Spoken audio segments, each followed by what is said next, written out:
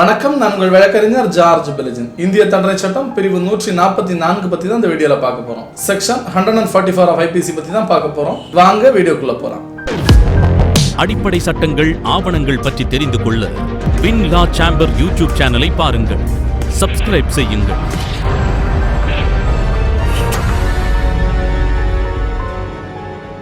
Section 144 of IPC என்ன சொல்றாங்கன்னா, சட்டவிரோதமான கும்பல்ல ஒரு ஆயுதம் ஏந்தி ஒரு நபர் இருக்கக்கூடிய, அதாவது ஆயுதம் அப்படின்னா கொடிய ஆயுதம், ஒரு கொலை செய்யும் அளவிற்கு தாக்கக்கூடிய வல்லமை படைத்த ஆயுதம். இந்த ஆயுதத்தை ஒரு கருவியாக பயன்படுத்தி ஒரு குற்றச்செயலை செய்வதற்காக ஒரு கும்பல் ஒன்று சேருதுன்னா அந்த கும்பல் இருக்கக்கூடிய உறுப்பினர்களுக்கு என்ன பனிஷ்மெண்ட் அப்படிங்கிறதா செக்ஷன் 144 ஆஃப் IPC சொல்றாங்க.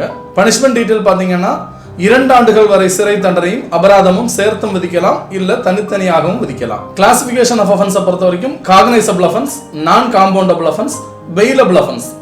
ட்ரையலை பொறுத்த வரைக்கும் மஜிஸ்ட்ரேட் லெவல் ட்ரையல், மஜிஸ்ட்ரேட் கோர்ட்ல தான் ட்ரையல் நடக்கும். தொடர்ந்து இந்திய தண்டனை சட்டம் பத்தி நிறைய வீடியோஸ் பார்த்துட்டு இருக்கிறோம். ஒவ்வொரு சாப்டர் வைஸா பிளேலிஸ்ட் தனித்தனியா இருக்கு. நீங்க பழைய வீடியோஸ் பார்க்காதவங்க பழைய வீடியோஸை பார்த்துட்டு புதிய வீடியோஸ் பாருங்க.